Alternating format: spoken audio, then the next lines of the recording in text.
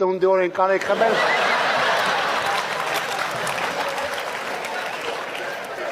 Որ ինձ էլ եք։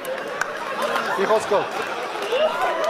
Արա ես չեմ հասկանում, արա, էդի գյուղի ծնունդն է եղել, թե ճզմավուխա է եղել, արա։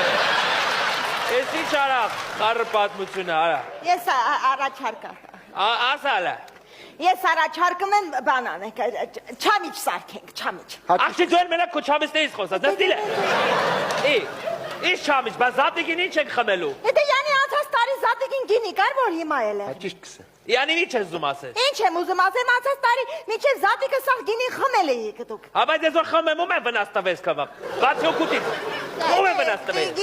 Եթե այդքան չխմեիք։ Այսօր գյուղում լիքը խաղող չզնող կլներ են գեր գյուղա,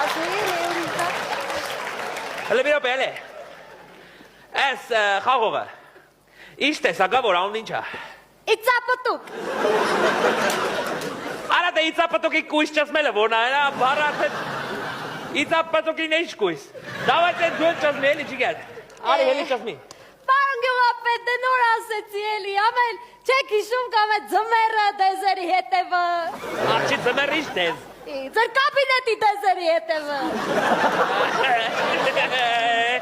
Ավելի։ Առաջարկ ունեմ բանա, դենք գյուղապետը թողեք ձեր բանը, աղջիկը չզմի։ Իմ աղջիկը։ Իմ աղջիկը չի կարա։